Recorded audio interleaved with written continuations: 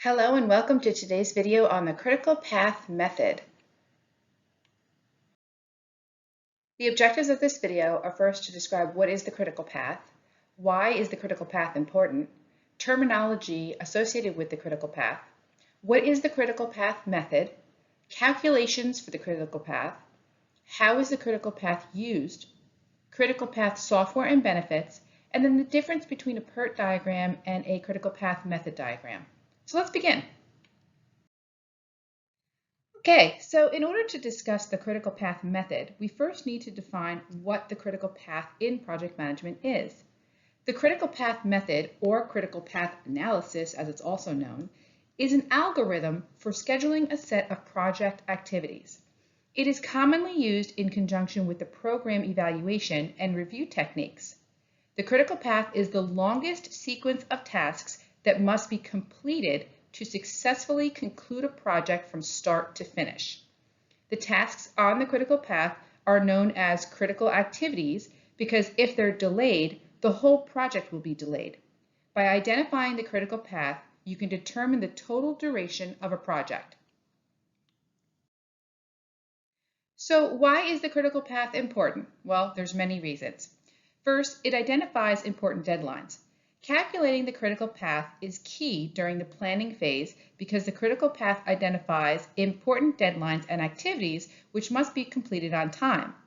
Once a critical path is determined, you'll hear a clear picture of the project's actual schedule.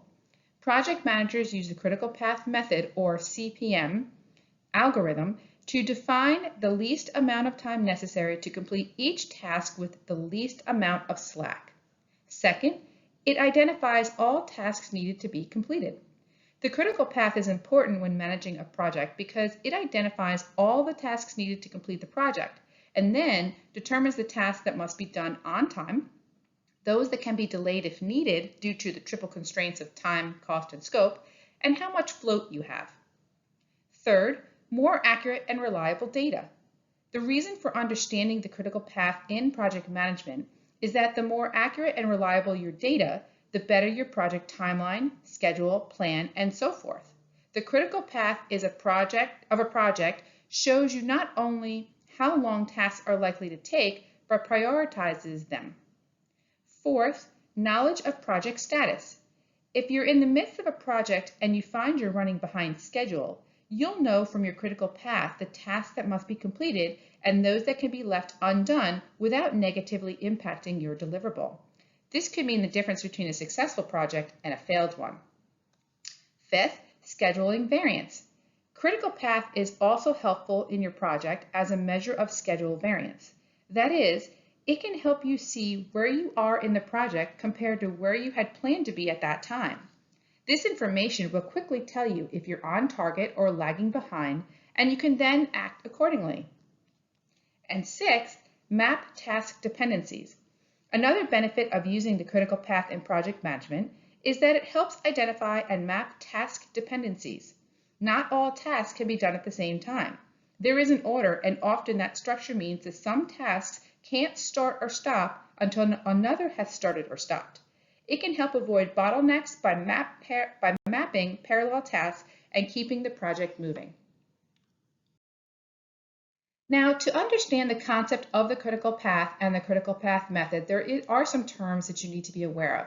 And I show a diagram of a critical path method here of what it normally looks like and the abbreviations, so you can follow along as I'm going through this terminology. So ES is earliest start time. This is simply the earliest time a task can be started in your project. You cannot determine this without first knowing if there are any preceding tasks or figuring out other constraints that might impact the start of your task. LS is the latest start time. This is the very last minute in which you can start a task before it starts to threaten your project schedule. And you need to calculate what the latest finish time is for the same reason. By having a clear picture of this time frame, you can better schedule the project to meet its deadline. EF is the earliest finish time. The earliest an activity can be completed based on its duration and its earliest start time. LF is the latest finish time. The latest an activity can be completed based on the duration of its latest start time. Float, also known as slack, is a term that describes how long you can delay a task before it impacts the planned schedule and threatens the project's deadline. The tasks on the critical path have zero float. You can either calculate the float by using the steps up above or by using the project management software. If an activity has a float greater than 0, that means it can be delayed without affecting the project's completion time. And crash duration, this describes the shortest amount of time that a task can be scheduled. You can get there by moving around resources, adding more towards the end of your task to decrease the time needed to complete the task. This often means a reduction in quality, but is based on a relationship between cost and time. And critical path drag. If time is added to the project because of a constraint, this is called a critical path drag, which is how much longer a project will take because of constraints on tasks in the critical path. So what is the critical path method? The critical path method, or CPM, is also known as critical path analysis, or CPA, and it is a scheduling procedure that uses a network diagram to depict a project and the sequencing of tasks required to complete it, which are known as paths, and this diagram was shown on the previous slide. Once the paths are defined, the duration of each path is calculated by an algorithm to identify the critical path, which determines the total duration of the project. The critical path method is one of the many tools that project managers use when creating their project plan and schedule. It informs them of the length of time, the amount of resources and costs associated with each task, and the overall project. Once they have this mapped out, they can start plotting the timeline in their scheduling software and start the process of managing the project. So the critical path method includes identifying each task necessary to complete the project and the dependencies between them, estimating the duration of the project's tasks, calculating the critical path based on the task's duration and dependencies to identify the critical activities, focusing on planning, scheduling, and controlling critical activities, setting project milestones and deliverables, setting stakeholder expectations related to deadlines, and after making these considerations, you can gain insight into which activities must be prioritized. Then you can allocate the necessary resources to get these important tasks done. Tasks that you discover that aren't on the critical path are of a lesser priority in your project plan and can be delayed if they're causing the project team to become overallocated.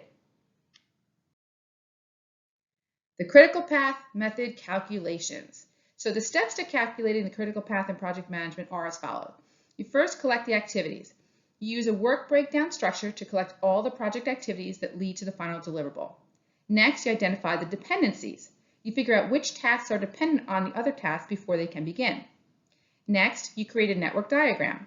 A critical path analysis chart or network diagram depicts the order of the activities. Then, you estimate the timeline. You determine the duration of each activity. You then use the critical path algorithm, and the algorithm has two parts, either a forward pass or a backwards pass. A forwards pass uses the network diagram and the duration of each activity to determine their earliest start, the earliest finish, and the earliest start of an activity is equal to the earliest finish of its predecessor, and its earliest finish is determined by the formula EF equals ES plus T, the activity duration. The EF is the latest activity, identifies the expected time required to complete the entire project. A backwards path begins by assigning the last activity's earliest finish at its latest finish. Then the formula to find the latest finish is LS equals LF minus T, which is the activity duration. So for the previous activities, the LF is the smallest of the start times for the activity that immediately follows. Next, you identify the float of each activity. The float is the length of the time an activity can be delayed without increasing the total project completion time. Since the critical path has no float, the float formula reveals the critical path. So float equals LS minus ES. Next, you identify the critical path, the activities with zero float that make up the critical path. And last, you revise during execution. You continue to update the critical path network diagram as you go through the execution phase. So these steps determine what tasks are critical and which can float, meaning that they can be delayed without negatively impacting the project by making it longer. Now you have the information you need to plan your schedule more accurately and have more of a guarantee that you'll meet your project deadline. You'll also need to consider other constraints that might change the project schedule. The more you can account for these issues, the more accurate your critical path method will be. If time is added to the project because of these constraints, that is called the critical path drag, which is how much longer a project will take because of the tasks and constraints. So how is the critical path used? Well, projects are made up of tasks that have to adhere to a schedule in order to meet a deadline. It sounds simple, but without mapping the work, it can quickly get out of hand and you'll find your project off track. When you're analyzing the critical path, you're looking closely at the time it will take to complete each task, taking into account the task dependencies and how they'll impact your schedule. It's a technique to find the most realistic project deadline. It can also help during the project as a metric to track your progress. Therefore, when you're doing critical path analysis, you're finding the sequence of tasks that are both important and dependent on a previous task. Less important work aren't ignored and are part of the analysis. However, they're the ones you know that can be moved if time and money won't permit. Critical path software and benefits. As in most project management areas, there are tools that can help provide efficiency and ensure calculations are more accurate than doing them manually. So the benefits of using software to perform critical path method calculations are shown on the screen. Quick calculations that save time and effort. They track your progress to know if you're behind. Recalculate as project schedule changes. Keep track of task dependencies. Set milestones and save important dates. Get insightful data when planning tasks. And create the schedule baseline for project variance. Now, there's a difference between a PERT diagram and a critical path method diagram. You've seen the critical path method diagram on a previous slide, and what's shown here is a PERT diagram. So the critical path method, or CPM, and the program evaluation review technique, which is PERT, are both visual representations of a project schedule, but it's important to know the differences. The main difference between a PERT and a CPM is that PERT was designed to plan projects with uncertain activity times. This is why PERT uses 3 time estimates for each task: optimistic, most likely, and pessimistic. On the other hand, CPM was designed for projects where activity times are certain. CPM uses a single time estimate for each task and focuses on the analysis of task sequences to estimate the total duration of a project. Another important difference is that CPM is used to identify critical activities that must be completed on time to avoid affecting the project's deadline, which is something that PERT can't do. PERT can be used alongside with the critical path to help estimate the duration of activities, though. So there is a great article titled "The ABCs of the Critical Path Method" by the Harvard Review, and I'll put that link in the description of this video so you can check it out. Thanks for watching this video on critical path method. If you liked it, go ahead and smash the like button.